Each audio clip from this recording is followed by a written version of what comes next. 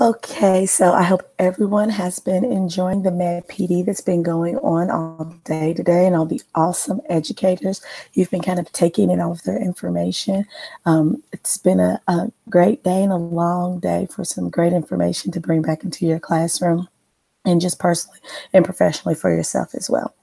Right now, I'm going to discuss transparency in the classroom. Now, before I get started with any of that, I'm going to begin by introducing myself. My name is C.G. Thurman. I'm a fourth grade science teacher in Hardin County, Kentucky. We've been departmentalized in fourth grade for 2 years now. Absolutely love teaching science. This year I have 100 babies this year. We've gone through a lot of different units, and the school year is winding down, trying to pull everything back together right now. So it's been a good year, but a quick year. And with having so many kids, I feel like transparency is a really big thing that we should all be practicing in our classrooms to the best of our abilities, anyway. So, with that being said, I'm going to go ahead and get started here.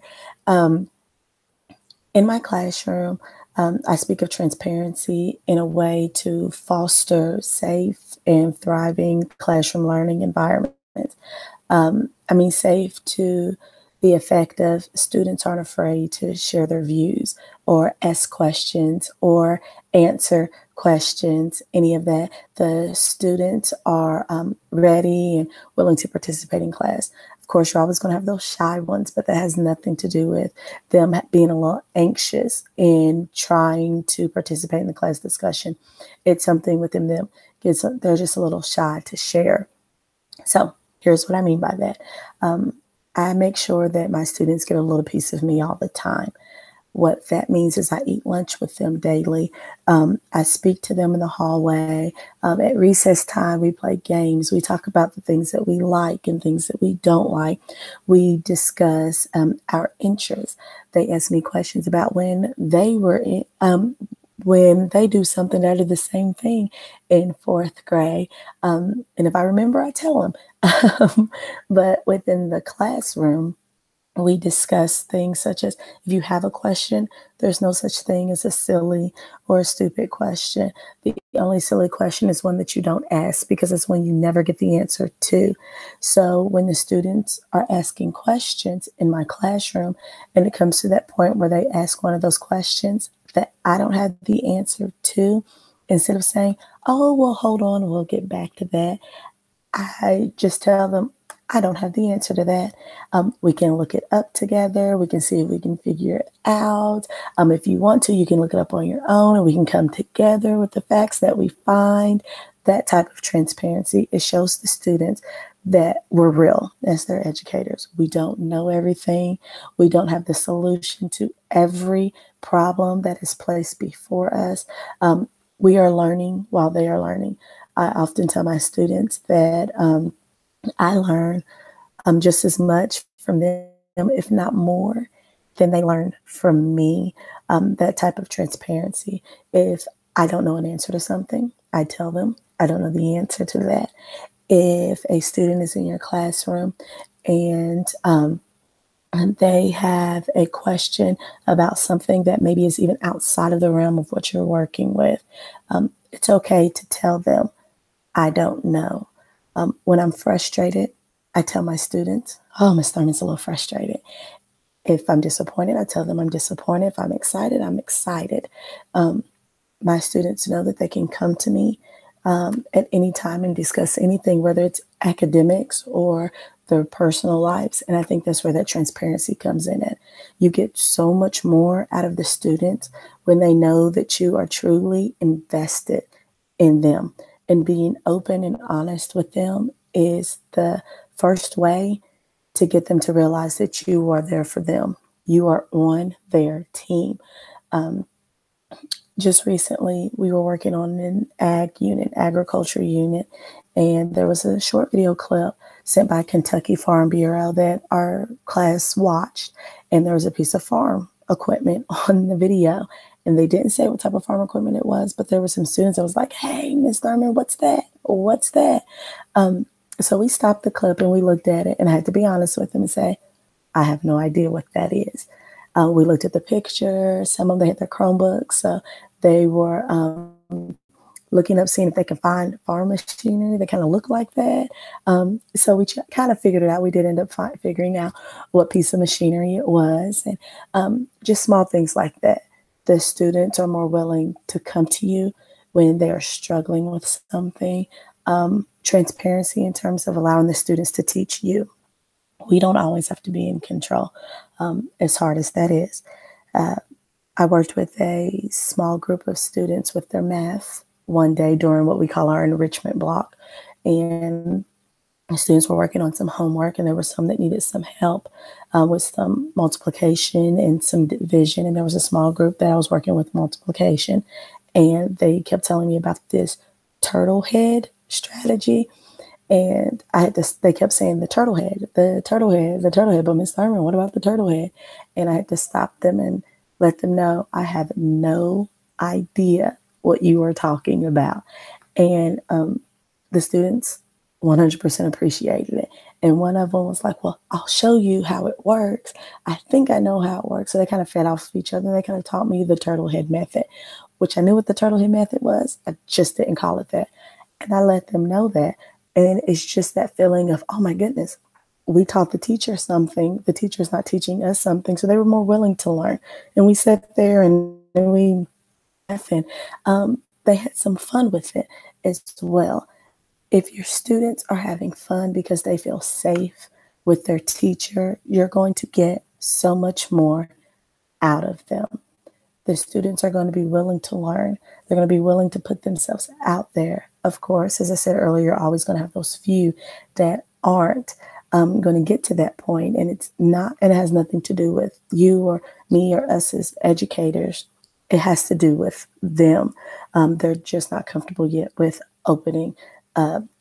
I discussed at the beginning, I sit with them at lunch. Lunch is a great time to talk to students, especially elementary school kids. You get to find out what their world is like. You get to be transparent with them and answer their questions that they have of you. Now, in no way am I saying that as educators, we need to devour everything about ourselves, personally, professionally, everything. I'm not saying that at all, and I wouldn't expect that from my students either. It's about building relationships. And as I sit there with them and we discuss the things that they're interested in, the things that they like, and they give me suggestions about, oh, maybe we should do this in class, or maybe you should think about having this, or some of them give me things for the next school year. And then you realize that they're so open to doing this because you have opened the gates for them to speak to you. There have been a few students that tell me, well, Miss Thurman, we just love coming in because we can talk to you about anything. With veering off of your lesson plan and telling them this is what it's just showing the students that they're not alone. There have been times before my head is going fast and I realize, whoa, I skipped something, and that's okay. I can tell the students, oh, Ms. Thurman went too fast. Let's back up. Let's review. So that is okay to do. Letting them know that you are human just like you are. When in the classroom, giving the students the opportunity to see who you are as a person as well, not changing up when someone else comes into the classroom. It should not matter whether an administrator is in your building, someone from your central office is in your building, to remain teaching as you teach constantly, whether they walk in the room or not. I have an open door policy in my class. About 99% of the time, my door stays open. I also participated in the Observe Me Challenge as well. So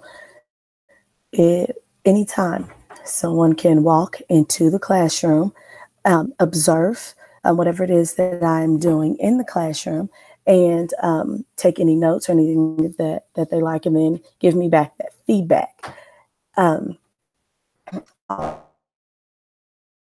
face to their teacher, and their teacher says, "Oh, well, it's your recess time. If you wanted to go in there and do the observe, you may." I welcome the students as well. It allows me to not only grow, but allows my students to grow, because they know, oh, okay, so we're coming in and looking, what is it that I should be doing? Now, of course, I don't start this at the beginning of the school year because I have to make sure that I'm transparent enough. Um, Besides with my students, it's also very important, in my opinion, for educators to be transparent with the parents as well. If the students are happy, 9 times out of 10, the parents are going to be happy. But we all know that you still have that 1 time out of 10 that the parents may not be happy whether their students are happy or not. So being transparent with your parents, not sugarcoating anything, letting them know exactly what it is that you're doing, have done, will be doing, currently doing. I have learned has built so much respect between myself and the parents of my students. I find that they respect you more when you are being completely honest with them, when you're being completely transparent about what you're doing or have done. If there's an issue within the classroom, and you have to contact the parent instead of trying to put it as nicely as possible, though tact should always be used. Just coming out and saying, this is what happened. I took A, B, C, and D measures to make sure that, everything turned out the way it should and everyone felt okay and safe about the situation. Having a situation whereas you are not being transparent, what happens is that students respect, the parents begin to lose respect, and your job starts to become harder to do because you have to make sure that you have this mask on every day. You have to make sure that you're pretending as if you know everything possible. You have to make sure that you're constantly crossing those T's and dotting those I's, and it's going to be exhausting. If you walk into that classroom day one, is who you are, and show those in your classroom who you are, to include both students and parents, and not to mention the administration and the other staff in the building. Their are in your character. If it's this late in the game and you still have students that come into your room, they're very anxious. They're just going to ask you a question because they're afraid, oh, what is she going to say? Is Miss Thurman going to be upset if I didn't understand this? Is Miss Thurman going to look at me like I'm crazy if I don't know that? In my personal opinion, that would be a problem for me. If a student is not comfortable with coming to me with questions as it pertains to academia, then that's something that I have to change within myself, which means I wasn't doing a good job in showing them that we're all human and questions are okay. If you slip and you fall, make it into a dance sort of thing. My silly, they seem to be serious, disappointed. They ask me questions about when I was a student, and I'll tell them the stories about that. We've talked about many, many different things, and they put forth a lot of effort in my classroom. Of course, you'll always have a few that they may not put forth 100%, but they're definitely trying. I know, just kind of talking. If anyone does have any questions or anything for me, don't hesitate to ask me any of those at all. And I'll stop talking for one moment in case anyone wants to get their thoughts together.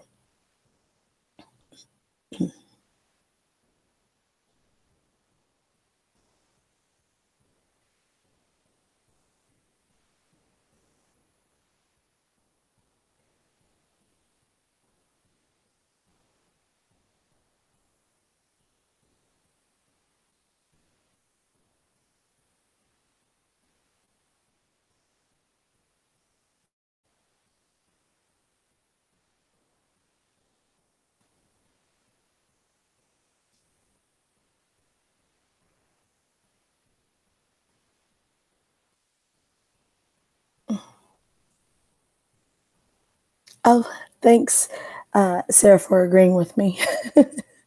It's always good not to be on an island by yourself. I hope you have been enjoying the chats that have been going on today if you've had the opportunity.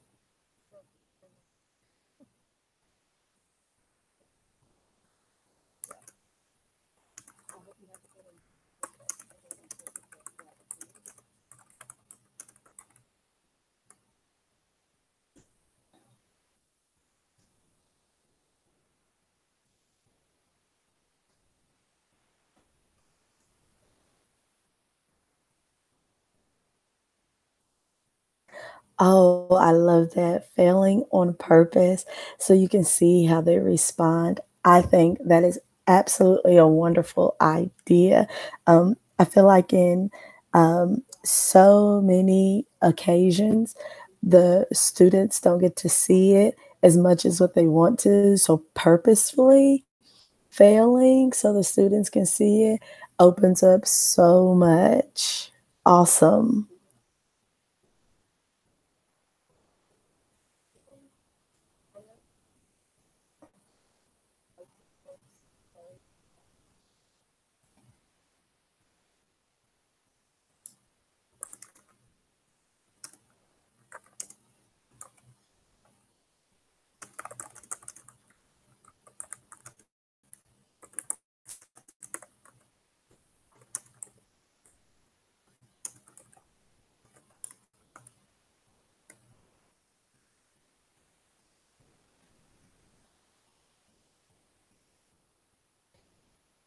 I've seen the movie Meet the Robinsons, but I'm not sure what you're referring to when you say play them clips from Meet the Robinsons. Um, in terms of, like, the growth mindset, if you're referring to that, I have done that a few times at the beginning of the school year. Oh, awesome, an ESL teacher. Um, so if you're referring to just playing the clips, for, like, the growth mindset, things like that, I do that at the beginning.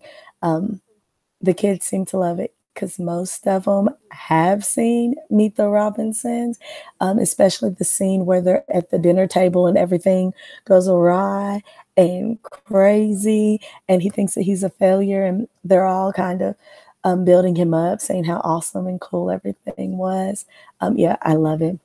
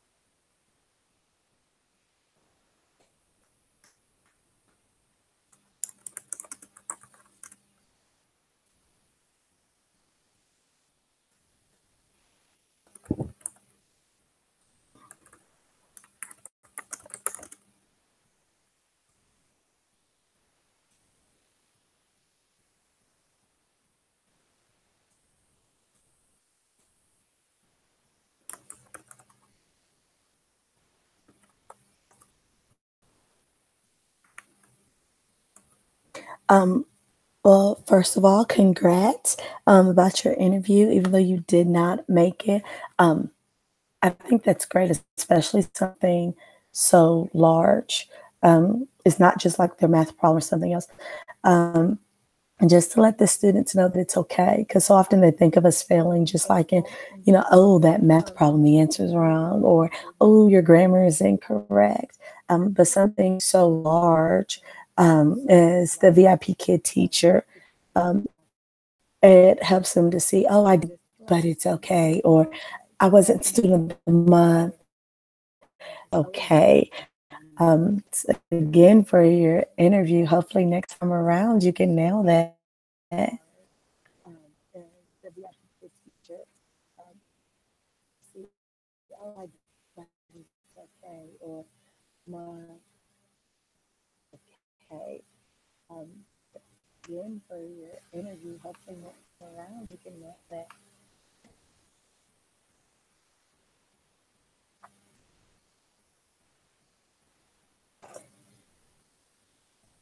Yes, always keep trying. I love that. I've told the students before, like Dory says, just keep swimming. Although you always have those, I don't know how to swim. And being able to share that to is part of transparency. Um, One thing that as a student, I would absolutely, I don't want to say hate, but kind of, um, I don't know, I would enjoy so much are those teachers that you may have had growing up where they don't take the time to live with you or live with themselves. So we do share a whole lot of lives in fourth grade.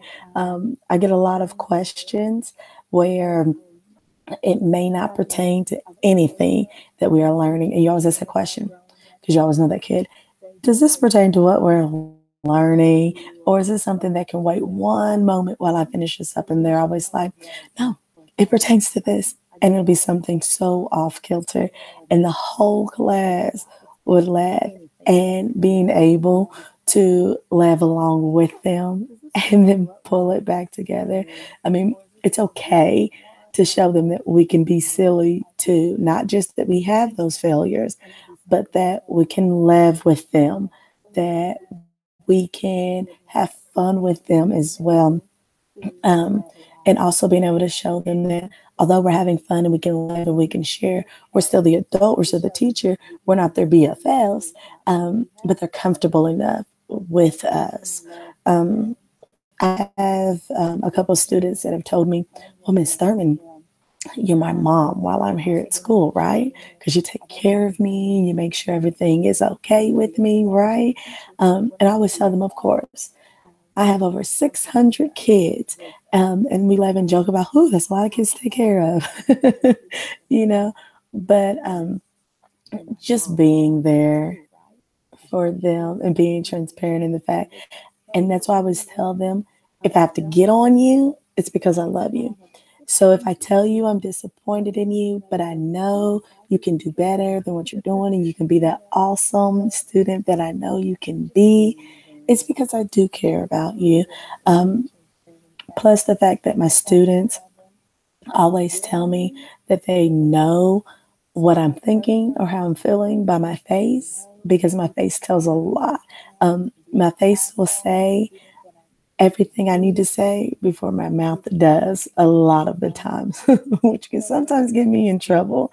Um, but like I said, I am who I am and I'm transparent. So everyone knows that by now.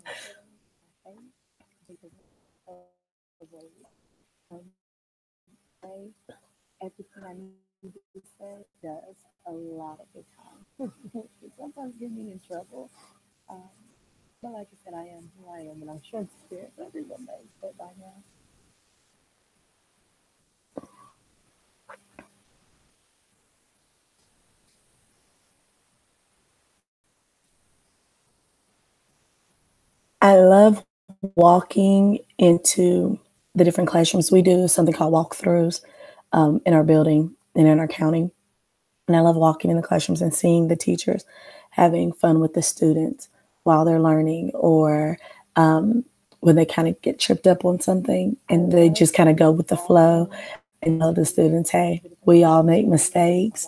Let's just kind of keep going with it. I absolutely love that because in a room where your teacher or the educator is always in front of the classroom, everything perfect, to start to you're going to start to shut down from time to time because you're going to feel that anxiety of not being perfect. I can't do this right. Is she going to think less, sort of thing? And that's not what we want from our students because we are building up our students for the future. And the last thing we want is for our students to have this low self esteem or this distorted view of themselves. We want want them to make sure that it's okay to make mistakes. Everyone makes mistakes. Not anyone that they meet is going to be perfect.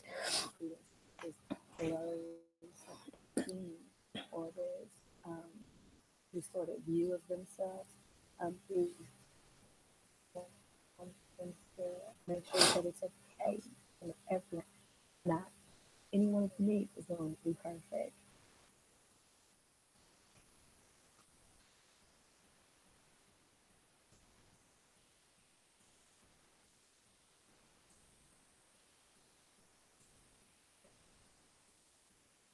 Oh, absolutely. Taking those risks. Um, I love it.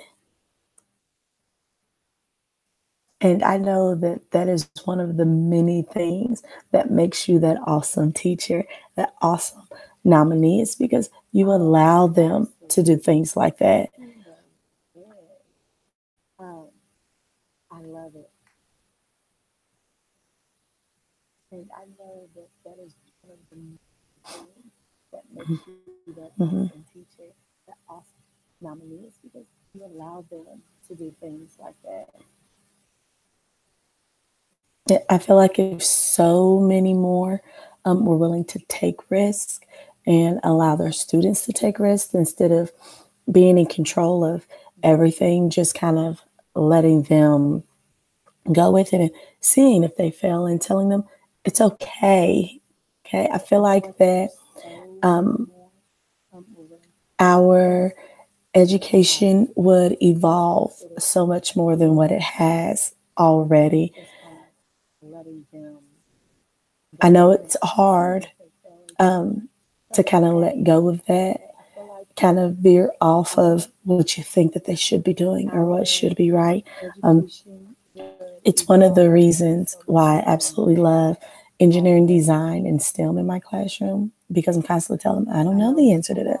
I don't know what you should do about that. I don't know what would happen next. I'm constantly telling them that, even though I do know the answers, because I want them to reach that point of frustration.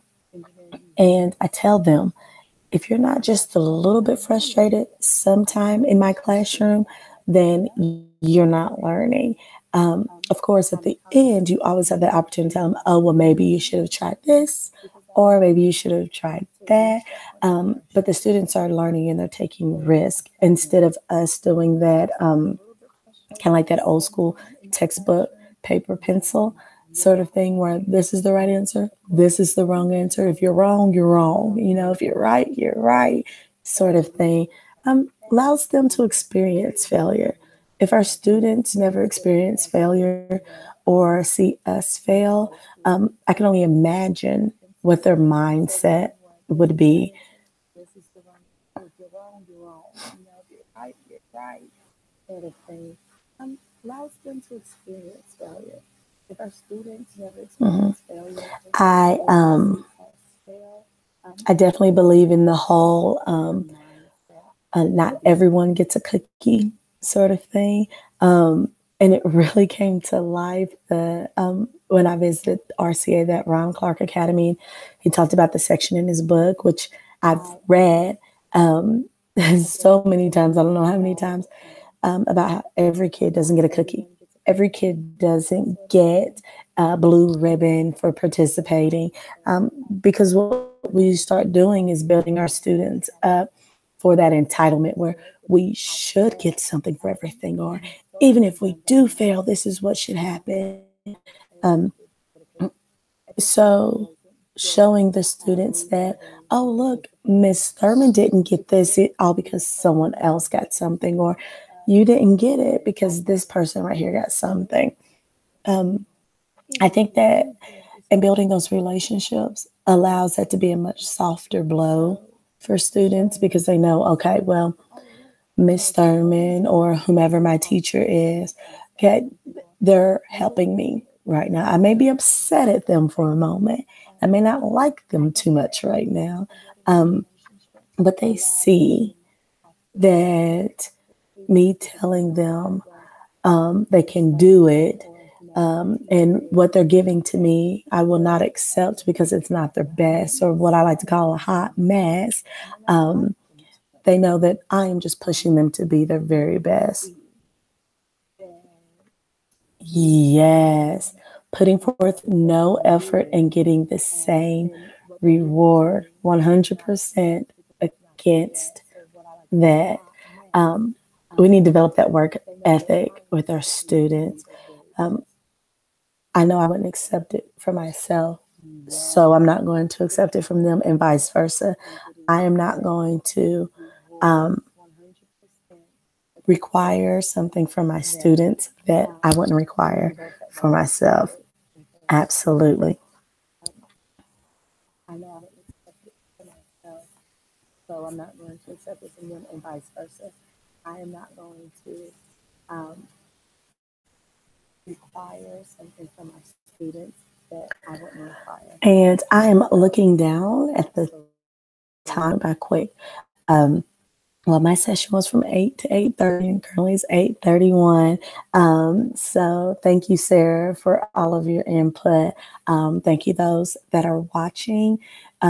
I really did enjoy it tonight. I hope we end this school year in amazing, amazing ways. You all enjoy the rest of your Sunday.